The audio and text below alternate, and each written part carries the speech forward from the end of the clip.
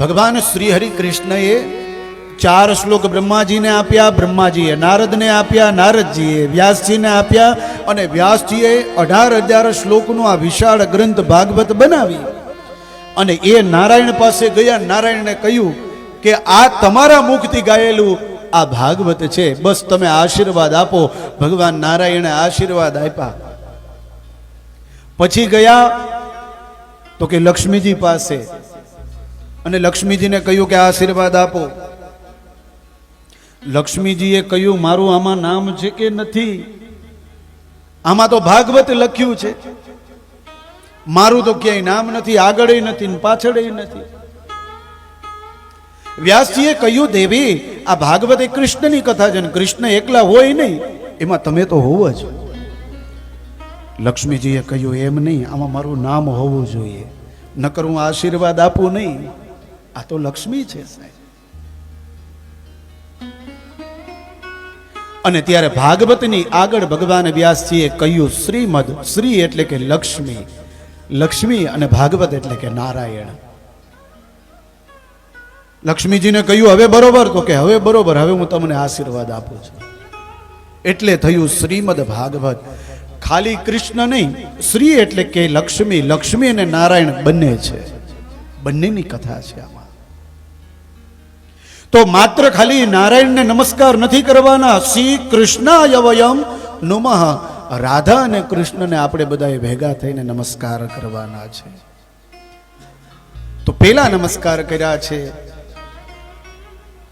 ભગવાન કૃષ્ણને, બીજા નમસ્કાર કર્યા છે ભગવાન સુખદેવજી મહારાજને.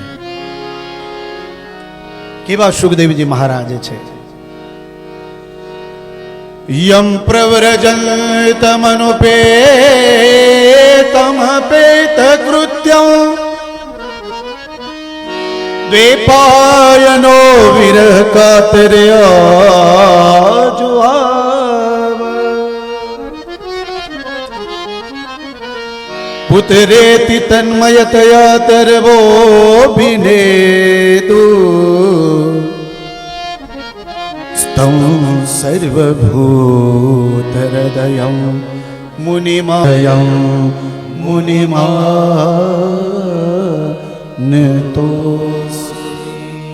બીજા નમસ્કાર કર્યા છે ભગવાન સુખદેવજી મહારાજ કે જે જન્મતાની સાથે એ પોતાના આશ્રમને માતા પિતાને છોડીને વનમાં વયા ગયા છે, જેને આ સંસારની માયા સ્પર્શ કરી નથી, એવા સુખદેવજી મહારાજના ચરણોમાં વંદન કર્યા છે. અને ત્રીજા શ્લોકથી આ કથાનો પ્રારંભ થાય છે. નૈમિષે સુતમાસીનમ અભિવાદ્ય મહામતે કથામૃતરસાસ્વાદ કુશલ સૌનકો.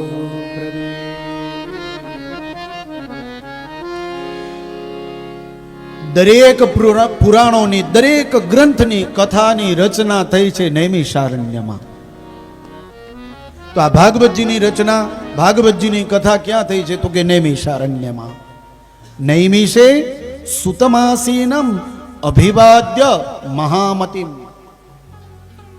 એ નૈમિષારણ્યની અંદર સુત અને સૌનક બેઠા છે. સુત છે એ ગુરુ સમાન છે અને સૌનક છે એ શિષ્ય છે.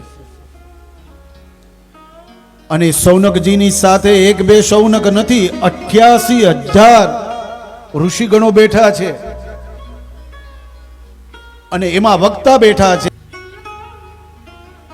1000 વર્ષ સુધી કથા કરવી છે, આવો એક મનથી સંકલ્પ સુત અને સૌનકોએ કર્યો છે. એટલે ગયા બ્રહ્માજીની પાસે અને બ્રહ્માજીને કહ્યું કે હે બ્રહ્માજી, 1000 વર્ષ સુધી અમારે કથા કરવી છે, એવી કોઈ જગ્યા અમને બતાવો. અને ત્યારે બ્રહ્માજીએ ચક્ર જે હતું એમની પાસે એ છોડ્યું છે અને ઋષિવરોને કહ્યું આ ચક્ર જે જગ્યાએ સ્થિર થાય એ જગ્યાએ તમે કથા કરજો. અને નિમેષ માત્રની અંદર એ ચક્ર અરણ્યમાં સ્થિર થયું. એટલે એ જગ્યાનું નામ પડ્યું છે નૈમિષારણ્ય. નિમેષનો અર્થ થાય આંખનો પલકારો. હજી તો આંખ ખુલે ને બંધ થાય એટલા જ ક્ષણમાં એ ચક્ર એક જગ્યાએ અરણ્યમાં સ્થિર થયો, એટલે નૈમિષારણ્ય એનું નામ પડ્યું છે. મનમાં વિચાર એવો આવે કે બ્રહ્માજી પાસે શું કામ ગયા? બ્રહ્માજી જે છે ને એ જ્ઞાનના દાતા છે. જ્યારે જ્યારે આપણે પરમાત્માની નજીક જવું હોય ને તો સૌથી પહેલે આપણે આપણી બુદ્ધિને પૂછવું જોઈએ કે કયા માર્ગે ચાલવું. એ બુદ્ધિ જે જગ્યાએ આપણને લઈ જાય ને એ માર્ગ ઉપર મારે ને તમારે ચાલવાનું.